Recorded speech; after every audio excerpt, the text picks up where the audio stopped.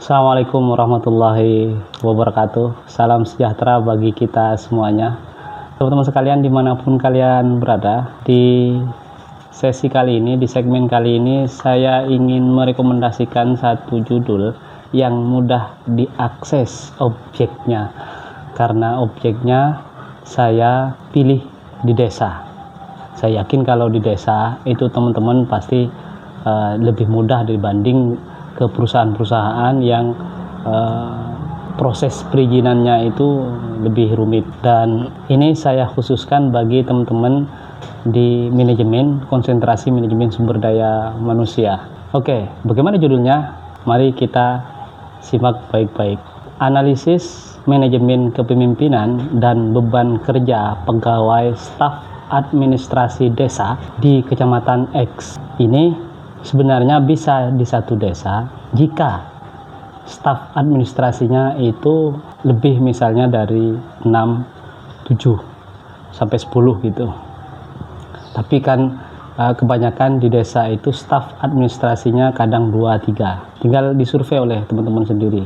Pengetahuan saya hanya berkisar di situ gitu untuk staf administrasi, atau bahkan ada yang 1 gitu. Jadi saya pilihkan untuk di satu kecamatan, di beberapa desa. Dan teman-teman tidak perlu semua desa di satu kecamatan, cukup 4 desa saja. 4 desa yang nanti diambil keterwakilannya. Misalnya desa yang mewakili kecamatan bagian barat, desa yang mewakili kecamatan bagian timur, desa yang mewakili kecamatan bagian utara dan selatan gitu. Judulnya ini adalah judul kualitatif ya, metode kualitatif. Kenapa? Karena alasan-alasan di desa itu tidak banyak ya staf administrasi, sehingga teman-teman hanya perlu wawancara saja secara mendalam dengan mereka. Terkait dengan apa? Terkait dengan 2 variabel di sini. Saya bahas dulu variabel-variabel di judul ini. Variabel yang pertama adalah manajemen kepemimpinan di desa itu. Manajemen kepemimpinan itu terkait dengan bagaimana kepala desa, pimpinannya itu dari kepala desa, sekretaris desa, dan seterusnya itu menjalankan organisasi kepemimpinannya. Di desa-desa yang kita lama kenal itu biasanya manajemen kepemimpinannya itu masih ada yang tradisional. Kalau teman-teman lihat tipe-tipe kepemimpinan, nah ini supaya nanti teman-teman dalam menyusun teori itu lebih mudah. Tipe-tipe manajemen kepemimpinan setidak-tidaknya ada 3. Yang pertama, memimpin dengan secara tradisional. Secara tradisional itu semua-muanya terserah kepala desa, kan? Keputusan apa segala macam, kalaupun ada rapat-rapat itu ya sekedar rapat gitu. Pada intinya nanti keputusan ada di kepala desa yang paling punya pengaruh di situ. Kadang-kadang pendapat-pendapat itu hanya sekedar pendapat lalu lalang, obrolan-obrolan biasa untuk sebenarnya mengesahkan keinginan dari kepala desa. Jadi itu secara tradisional kepemimpinan, model manajemen kepemimpinannya. Kalau yang pertama tipe yang tradisional itu ya tipe kepala desa zaman dulu. Mungkin di desa-desa tempat kalian masih menerapkan seperti itu.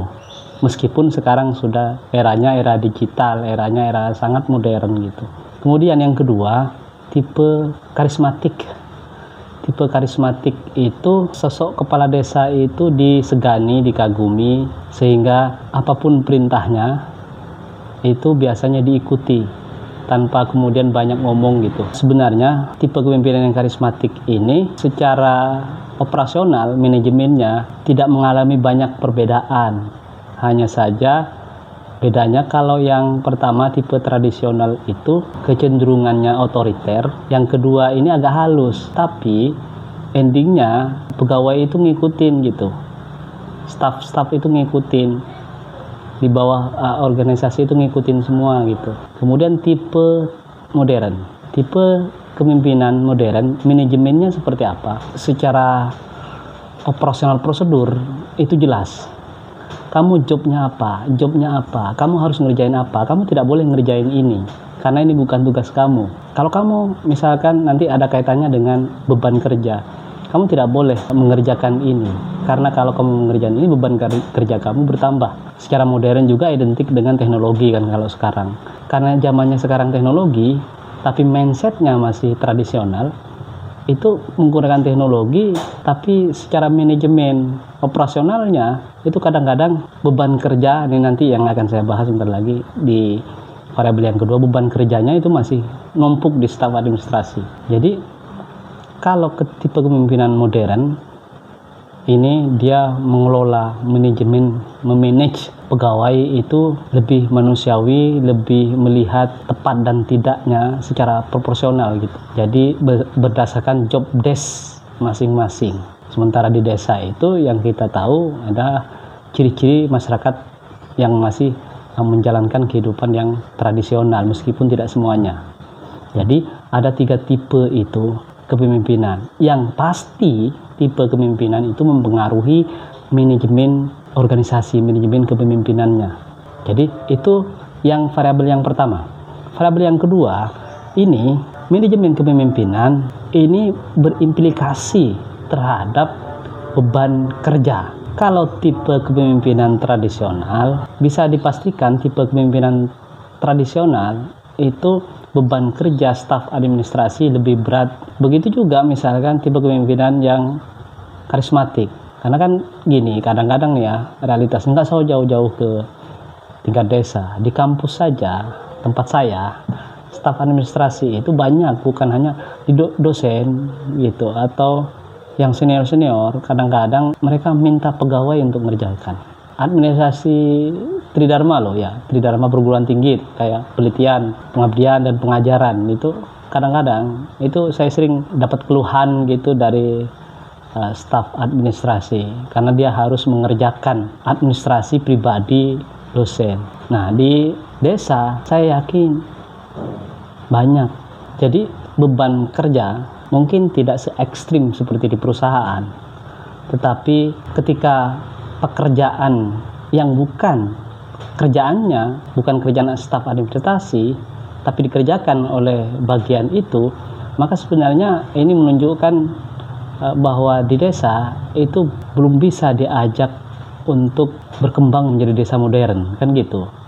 Berkembang menjadi maju, sumber dayanya benar gitu. Oke, jadi 2 variabel itu yang nanti kita teliti menggunakan metode penelitian kualitatif.